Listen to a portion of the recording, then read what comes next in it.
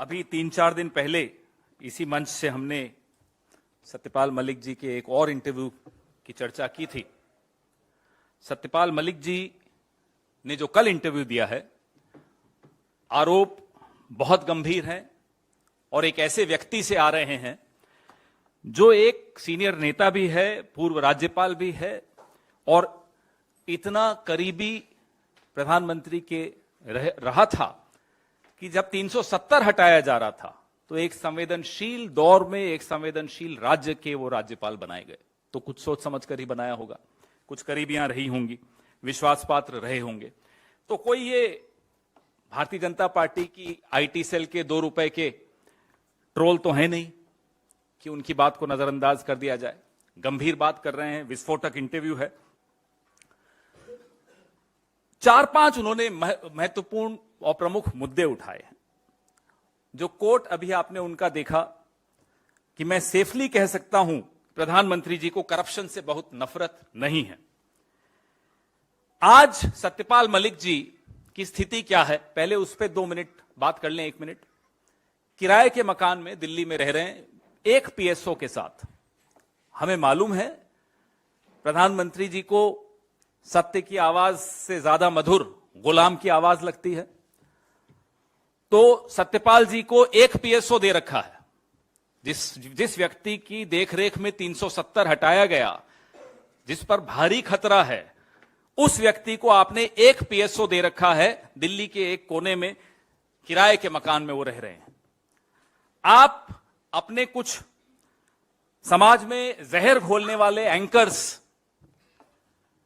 ऐसे फिल्म निदेशक जो आपकी चाटुकारिता करते हैं और ऐसे अभिनेता जो आपकी स्तुतिगान करते हैं, उनको आपने XYZ अलग अलग तरह की सिक्योरिटी दे रखी। सत्यपाल मलिक जी को आपने क्यों छोड़ दिया है ऐसे खतरों के मुंह में, पहले हम यह आपसे जानना चाहते हैं। उन्होंने खुलासे किए आपकी करप्शन पे जब वो आपके पास शिकायत करते थे, गोवा में खासतौर पे जब वो गोवा के राज्यपाल थे, और भ्रष्टाचार पे उन्होंने आपकी संज्ञान में कुछ जानकारी लाई, तब आपने क्या किया? आपने ना केवल नजरअंदाज किया, आपने उनको आनन फानन में हटा दिया। स्पेशल एयरक्राफ्ट भेजा कि जल्दी से जल्दी उनको गोवा से शिफ्ट कर दिया जाए, मेघालय भेज दिया जाए या जहां भी भेजना था वहां भेज दिया जाए। पुलवामा पे जो कहा उन्होंने, तुम चुप रहो, ये प्रधानमंत्री के शब्द हैं। हमें मालूम है आप कैमरा प्रेमी व्यक्ति हैं, जिम कॉर्बेट में थे जब आप ये पुलवामा की दुखांतिका हुई, जहां 40 जवान हमारे शहीद हुए। एक ढाबे पर आकर उन्होंने सत्यपाल मलिक जी को फोन किया और बोला, कहो सत्यपाल क्या हुआ? फिर जब इन्होंने कहा कि हमारी लापरवाही से हुआ है, तो कहा तुम चुप रहो, ये कोई और चीज है। ये शब्द बड़े ध्यान से सुनिएगा, ये कोई और चीज है। ये क्या चीज है, ये आप लोग बेहतर समझते होंगे। सत्यपाल मलिक जी ने कई चीजें कही हैं और कई चीजें कहते कहते रुक गए हैं। उनकी चुप्पी बहुत बड़ी खबर बनती है। जो उन्होंने कहा उससे भी बड़ी खबर उनकी चुप्पी भी बनती है। कहां वो चुप हो जाते हैं, कहां वो शब्द रोक देते हैं, कहां वो लिहाज रख रहे हैं, ये सब समझने वाली बातें हैं। एनएसए की क्या भूमिका रही? एनएसए ने भी इनको सलाह दी कि इस पर आप कुछ मत बोलिए, लापरवाही के बारे में कुछ मत बोलिए। जिस देश का प्रधानमंत्री अपने 40 जवानों की शहादत पर वहां के राज्यपाल को कहता है कि कुछ मत बोलिए, उस देश का क्या दुर्भाग्य है वो आपके सामने है।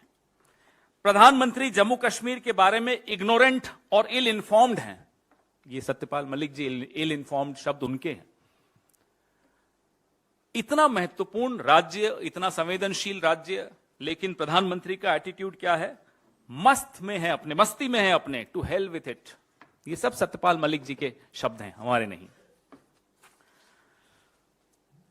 अदानी घोटाले पर प्रधानमंत्री की चुप्पी प्रधानमंत्री को बहुत नुकसान पहुंचा रही है, यह भी सत्यपाल मलिक जी कहते हैं, क्योंकि अब यह मुद्दा गांव के स्तर तक पहुंच गया है। और उन्होंने यह भी कहा कि राहुल गांधी को संसद में बोलने की अनुमति देने से इनकार करना एक अभूतपूर्व गलती है, अनप्रेसिडेंटेड।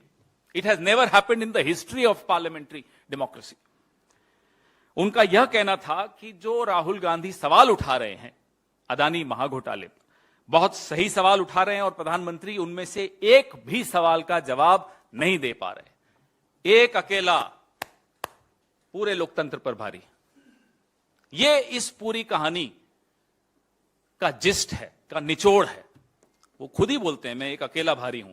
किस पर भारी हैं वो सत्यपाल मलिक जी ने आपको बता दिया। गवर्नर से सलाह नहीं ली जा रही, गवर्नर को जानकारी नहीं दी जा रही कि उनके राज्य में क्या करने वाले हो आप। कैबिनेट को नहीं मालूम, और कहीं कोई सवाल पूछ रहा है, कहीं कोई आपको बता रहा है लापरवाही हुई, तो उनको कहो आप चुप रहें।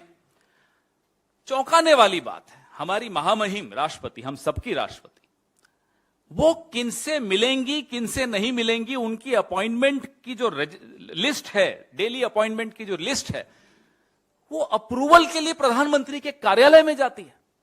कभी सुना आपने ये रिमोट कंट्रोल, ऐसा रिमोट कंट्रोल कि प्रधानमंत्री तय करेंगी कि इस देश की महामहिम किससे मिलेंगी किससे नहीं मिलेंगी। यह स्थिति है कि सत्यपाल मलिक जी की अपॉइंटमेंट थी, रास्ते से उन्हें वापस लौटना पड़ा क्योंकि राष्ट्रपति भवन से फोन आ गया कि आपकी अपॉइंटमेंट कैंसिल हो गई। फिर इन्हें मालूम पड़ा। ये हम नहीं बोल रहे, ये सब राज्यपाल बोल रहे हैं, सत्यपाल मलिक बोल रहे हैं। आज भी भारतीय जनता पार्टी के सदस्य हैं, अभी तक उनका निष्कासन नहीं हुआ है।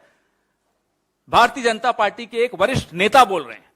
यह आवाज अंदर से आ रही है, इसलिए इसको और गंभीरता से लेना आवश्यक है। एक फिल्म आई थी, सुना 300 करोड़ का उसका व्यापार हुआ था, कश्मीर फाइल्स। सत्यपाल मलिक जी जो बता रहे हैं ये 300 करोड़ के ही घोटाले की कश्मीर फाइल्स पार्ट 2 है। उस फिल्म पे तो बड़े इंटरव्यू दे रहे थे भारतीय जनता पार्टी के तमाम नेता।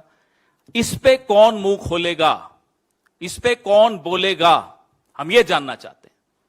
प्रधानमंत्री के दोस्त, प्रधानमंत्री के करीबी 300 करोड़ का रिश्वत की ऑफर दे रहे हो।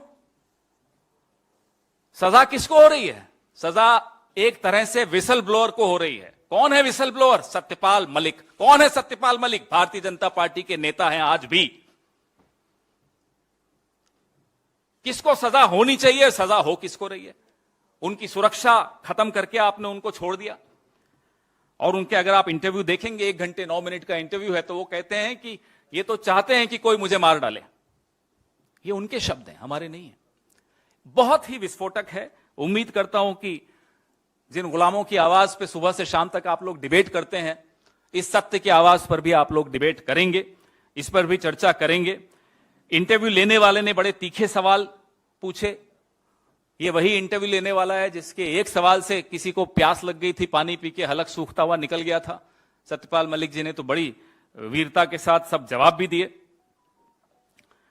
मैं सुप्रिया श्रीनेत जी से आग्रह करूंगा कि पुलवामा वाले मुद्दे पर, जो बहुत गंभीर मुद्दा है इस देश के सामने, देश की सुरक्षा से जुड़े हुए सवाल का जवाब आज तक जिस पर नहीं मिला है, 40 जवानों के परिवार, जो शहीद परिवार हैं शहीदों के, वह भी उत्तर के इंतजार में है। इस देश का एक एक नागरिक उत्तर के इंतजार में है।